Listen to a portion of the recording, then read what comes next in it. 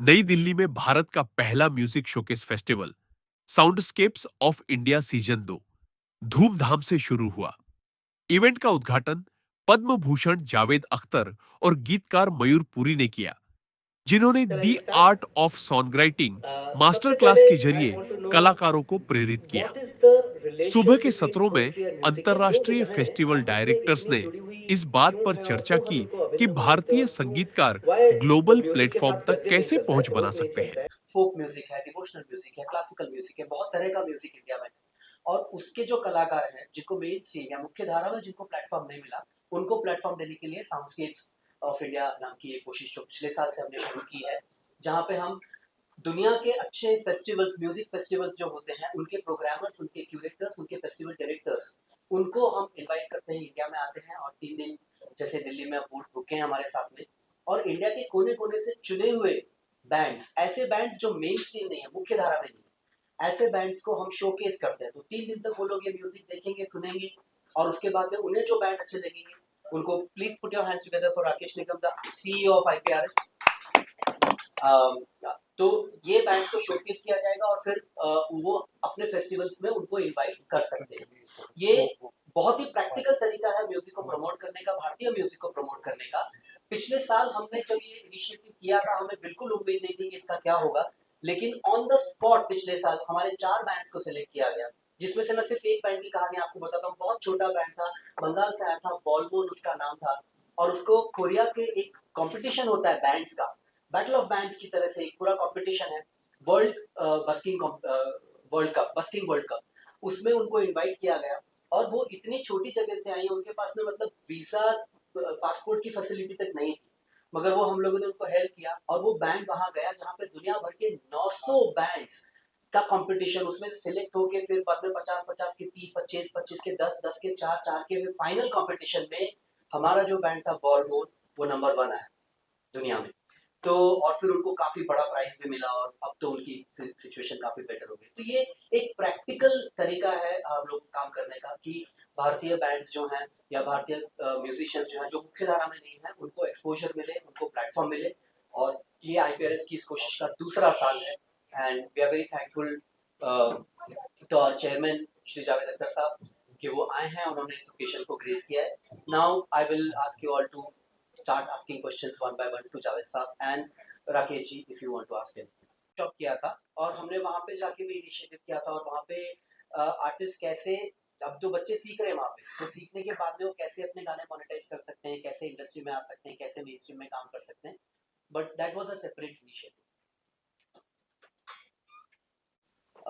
नए आर्टिस्टों के लिए सबसे पहले तो अवेयरनेस कैंपेन्स बहुत ज़रूरी है कि वो कहाँ अपना म्यूजिक डाल सकते हैं, किस तरीके से मेन स्ट्रीम में आ सकते हैं। हम लोग आईपीआरएस के तहत वर्कशॉप्स रेगुलरली करते हैं। हमने एक इनिशिएटिव शुरू किया था जिसका नाम था लर्न एंड अर्न, और उस लर्न एंड अर्न वो 2 दिन की पूरी वर्कशॉप होती थी सुबह से शाम तक, जिसमें अलग अलग लोग बोलते थे। कॉपीराइट के ऊपर अतुल सुरामनी सर बोलते थे, म्यूजिशियंस की इंपॉर्टेंस या उनकी जो मोनेटाइजेशन राइट्स हैं उनके क्या हक हैं उसके बारे में मैं बात करता था। डॉल्बी से करण ग्रोवर जी आते थे और वो बताते थे कि डॉल्बी कैसे उनकी टेक्निकली हेल्प कर सकता है। तो इस तरीके के अच्छे स्पीकर्स हुआ करते थे। और ये इनिशिएटिव हम लोगों ने सिर्फ ऐसा नहीं कि जावेद साहब का विजन ये है कि हमारा काम सेंट्रलाइज्ड और सिर्फ बॉम्बे बेस्ड नहीं होना चाहिए, वी आर वेरी इंक्लूसिव और पूरा पैन इंडिया काम होना चाहिए। तो हमने उसकी शुरुआत ही की थी चेन्नई से, हैदराबाद, फिर चंडीगढ़, दिल्ली, और यहाँ तक कि नॉर्थ ईस्ट में भी हम लोगों ने वर्कशॉप्स किए उसके। हम लोग हॉर्नबिल फेस्टिवल में भी गए, वहाँ पे भी वर्कशॉप्स किए। तो इस तरीके से हमारा एक वो इनिशिएटिव तो चल ही रहा है। उसके अलावा वीकली वर्कशॉप्स होते हैं आईपीआरएस के, जो कि जूम पे होते हैं या यूट्यूब पे होते हैं, मतलब कोई भी उसमें पार्टिसिपेट कर सकता है। वो अगर आप आईपीआरएस की वेबसाइट पे जाएंगे तो आपको पता चलेगा। मगर हमारे इनिशिएटिव्स हैं उस चीज़ को लेके कि कैसे लर्निंग ज़्यादा की जा सकती है। मगर हाँ, अभी भी बहुत आप ये समझ लीजिए कि स्क्रैच हुआ है सरफेस, मगर उसमें बहुत काम की ज़रूरत है। मगर उसके लिए हमें मीडिया सपोर्ट की बहुत ज़्यादा ज़रूरत है, क्योंकि आप लोग अगर इन इनिशिएटिव के बारे में बात करेंगे तो आर्टिस्टों को पता चलेगा कि ये चीज़ें हो रही हैं, कि भाई आईपीआरएस नाम की भी एक संस्था है या एक वेबसाइट है जहाँ पे वो जा सकते हैं या इसके बारे में ज़्यादा डेटा ले सकते हैं। लेकिन बहुत अट्रैक्टिव नहीं है talent hunt. We don't hunt talent, we find, we discover and feel thankful that we have been able to reach them. ये कोई मतलब not patting on the back वाली बात है, मगर सच ये है कि हम जिस मुल्क में पैदा हुए हैं और जहाँ हम रहते हैं, this country could easily be called a country of music. मतलब हमारे दुनिया में कोई दूसरा मुल्क नहीं है जहां पर एक कंट्री में दो hundreds of years old traditions हो म्यूजिक की. We have Hindustani, we have Carnatic. कोई दूसरा मुल्क मेरे ध्यान में तो नहीं है जहां दो ट्रेडिशन अलाइव हों जो कि हजारों साल पुरानी है. फिर आप जरा हमारा फोक देखिए. आप एक एंड से इंडिया के दूसरे एंड जाइए, आप कश्मीर से कन्याकुमारी चले जाइए, कि आप महाराष्ट्र से मणिपुर तक चले जाइए, हर इलाके में एक अलग म्यूजिक है, उनकी अलग सेंसिबिलिटी है, उनके स्ट्रक्चर अलग है म्यूजिक के. म्यूजिकल इंस्ट्रूमेंट्स आपको कितने मिलेंगे? कुछ डिस्कवर हुए, कुछ अभी तक डिस्कवर भी नहीं हुए, जो ट्राइबल्स के पास हैं, जो गांव में हैं. तो ये कोई टैलेंट का कोई था नहीं है. It's an ocean of talent this country, जिसकी आपको झलकें मिलती हैं कुछ टीवी प्रोग्राम में, जहाँ 14 साल का बच्चा और 12 साल की लड़की आके जब वो सरगम गाते हैं तो आप हैरान हो जाते हैं कि कोई मास्टर भी ऐसे नहीं गाया आपके ख्याल में. तो है क्या प्रॉब्लम?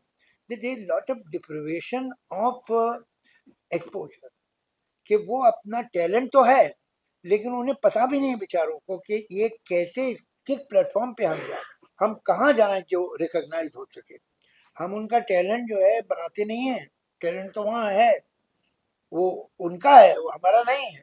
हम इतना फर्क अपनी कोशिश करते हैं कि ये टैलेंट दुनिया तक पहुंचे, लोग देखें और फैसला करें हम कौन होते हैं. लेकिन अगर वो पीछे इस वजह से रह जाए कि उनके पास एक प्लेटफॉर्म नहीं है, तो that will be very unfortunate for us, all of us. तो we are only providing may be a stepping stone, may be a staircase, may be a platform, that's about all.